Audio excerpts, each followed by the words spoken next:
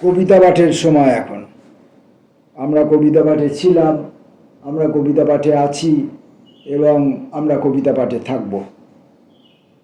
পত্রিকা থেকে কবিতা পাঠ এই পর্বে আমরা 800 পত্রিকা 1430 এই সংখ্যাটি থেকে একগুচ্ছ কবিতা পড়ব। প্রথম কবির নাম লিপি সেনগুপ্ত।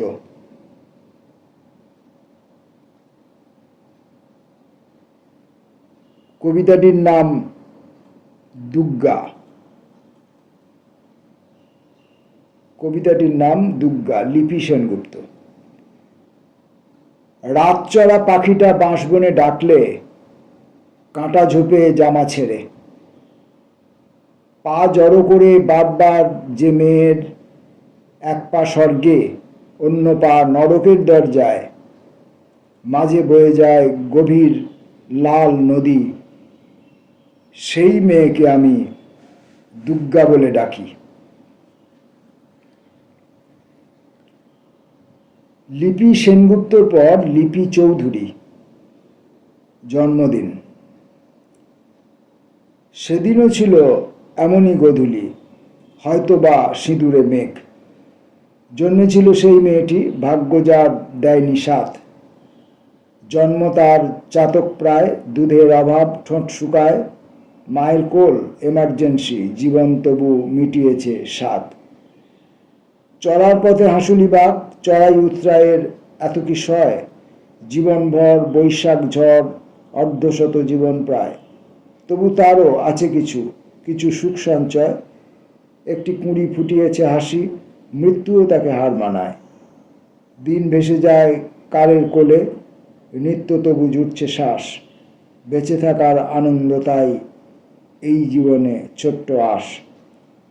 যেদিন শোভ ফুলের খাটে খিলখিলিয়ে হাসতে চাই, এই পৃথিবী সুস্থ হোক, জগৎ জুড়ে শান্তি চাই। একরকম। সুজিত মান্নার কবিতা প্রেম ও ঘন শ্বাসের মতো শব্দেরা।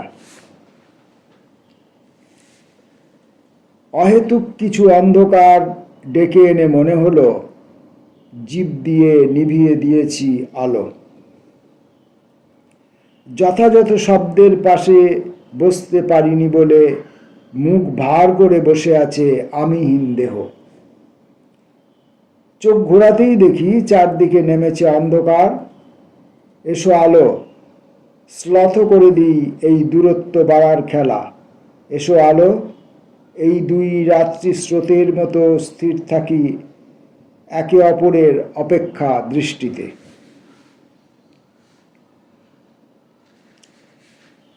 কবির নাম নীলাদ্রি দেব, আপেক্ষিক।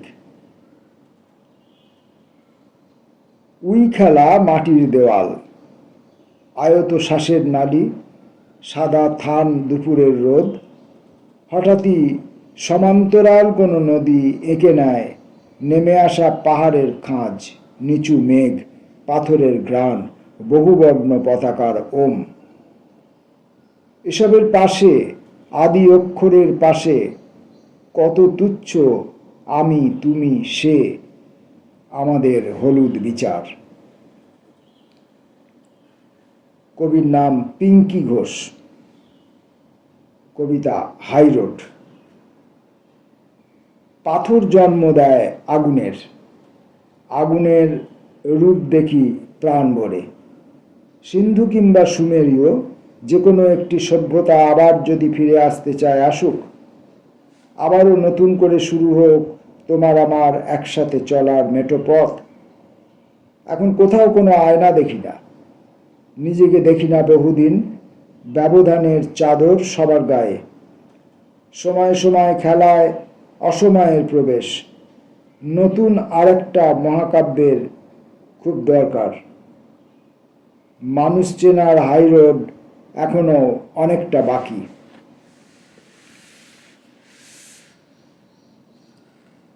খুকু ভুইয়ার কবিতা আহ্বান। এসো তোমায় সাজিয়ে দিই, ত্রিভঙ্গ মুরারি যেন দাঁড়িয়ে ধানি মাঠের কোলে।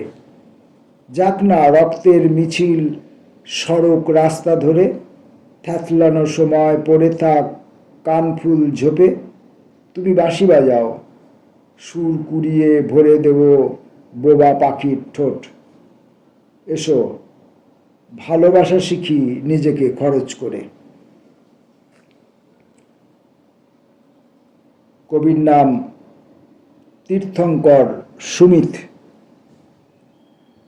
না সূচক ঘরে তুমি আর আমি, মহুয়া ফুলে ভরেছে বাগান, মুখোমুখি দুটো হাতল, চেয়ারে মাথা রেখে একটা ঘুম, ঘুম ঠিক নয়, ঘুমের মতো। পুজোর ঘরে মায়ের দেওয়া বিশ্বাস, প্রদীপ এখনো জ্বলছে, কাঁচের জানালা দিয়ে উড়ে আসে রাতের প্যাঁচা।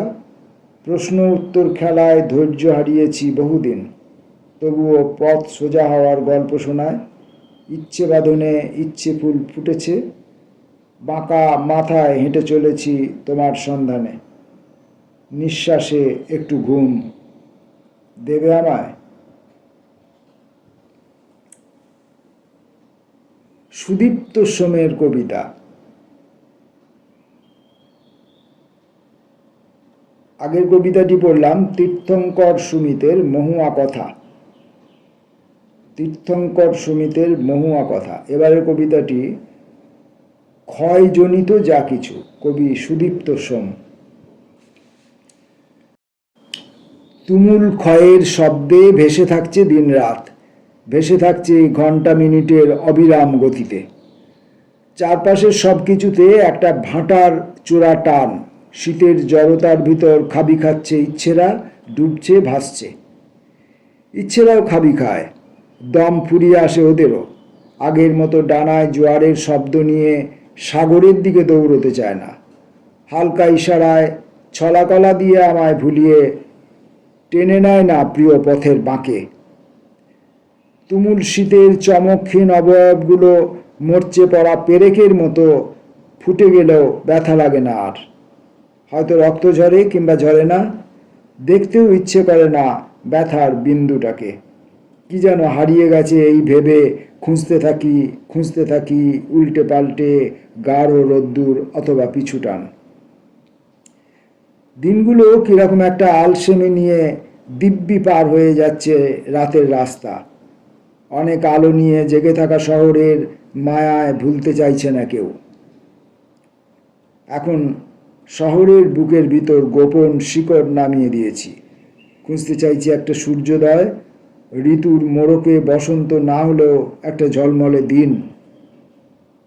সূর্যাস্ত হবে জেনেও এক দুরাশা পিছু নেয় অতর্কিতে, আমি না দেখার ভান করে এগোই।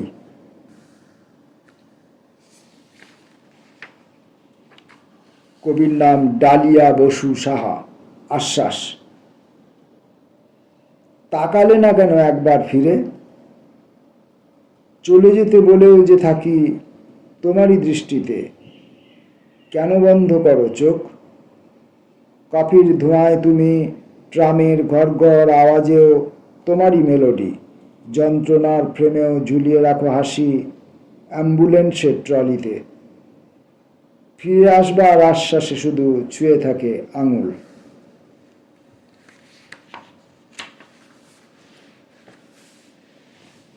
অনুপ ঘোষালের কবিতা রেখে এসো না। আগুনের কাছে রেখে এসো না আমায়, পোড়াতে পারবে না। বুড়ো বটের নিচে অনভিজ্ঞ আলোয় বহুবার পুড়েছি।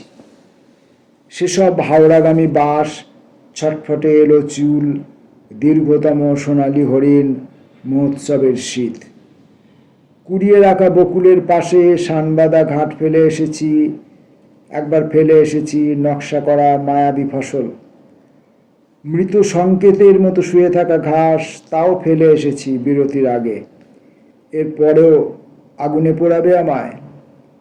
যখনই পিছনে ফিরে তাকাই, দুলদুলি গ্রাম মিশে যায় সুগন্ধি জলরেখা ধরে, ভেসে যায় চাঁদ ভরা নদী, প্রায়ান্ধকার গুলে মাছের ঝোল। প্রায়ান্ধকার গুলে মাছের ঝোল। ছায়া ভরা বেহায়া রোদ্দুরের ক্ষয়, সরে সরে যাওয়া অন্ধকার সিঁড়ি, তাও দেখেছি অনাবাদি অনন্তের লোভে। এরপরেও আগুনে পোড়াবে আমায়, এরপরেও। পরের কবির নাম পল্লব তেওয়ারি, আরোহণ। গড়িয়ে নামছে ঢেউ পাথরের পাহাড়ের ফাটলের গাবে, জানি অনেকটা পথ নামতে হবে, অপেক্ষায় হয়তো কেউ নেই। সিঁড়ি গুনতে গুনতে নেমে চলি, এভাবেই সিঁড়ি গুনতে গুনতে উঠতে হবে অনেকটা পথ।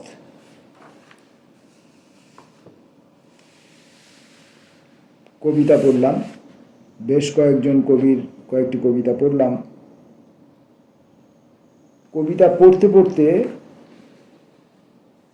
এমনিতে তো কবিতা আমি পরিবেশন করি না বা পরিবেশন করতে জানি না বা পারি না, কিন্তু কবিতাটা যখন আমি পড়ছি, যে কবির ভাষা সহজ সরল সাবলীল এবং যে কবির বক্তব্যের মধ্যে একটা ধারাবাহিকতা থাকে, একটা সামঞ্জস্য থাকে, সেই কবির কবিতা পাঠে বিঘ্ন ব্যাঘাত একটু কম হয়। আর দু ধরনের কবি থাকেন। এক ধরনের কবিরা থাকেন যারা এক্সপেরিমেন্ট করেন, তারা অপ্রত্যাশিত শব্দ ব্যবহার করেন, একটি সাধারণ শব্দের পরেই একটি অপ্রত্যাশিত একটি শব্দ ব্যবহার করেন, একটি স্বাভাবিক বাক্যবিন্যাসের পরেই একটি অস্বাভাবিক বাক্যবিন্যাস বিন্যস্ত করেন।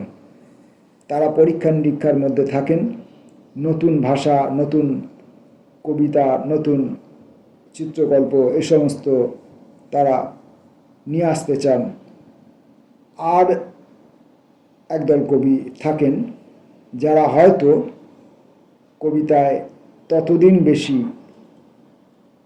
বিচরণ করছেন না, কবিতায় ততটা অভ্যস্ত এখনো হয়ে ওঠেননি, তাদের কবিতার মধ্যে শব্দ বাক্য ব্যবহারের মধ্যে অসঙ্গতি থাকে।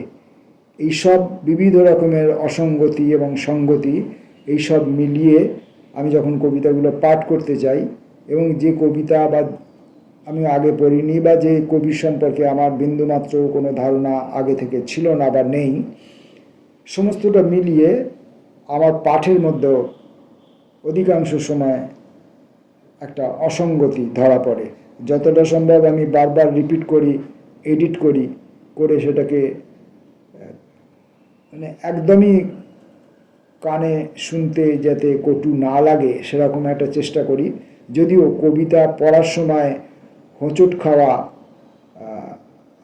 মানে দ্বিধান্বিত হওয়া, প্রশ্নের সম্মুখীন হওয়া, এগুলো কবিতা পাঠেরই একটা অংশ। এটা আমরা যারা সাধারণভাবে নিবিষ্টতার সঙ্গে কবিতা পাঠ করি বা ঘরে বসে একাকী কবিতা পাঠ করি, আমরা তারা সবাই জানি। কিন্তু যেহেতু আমি এই কবিতা পাঠগুলো ভিডিওর মধ্যে ধরছি, তাই আমাকে কিছুটা ওই সম্পাদনার পথে হাঁটতে হয়। নমস্কার।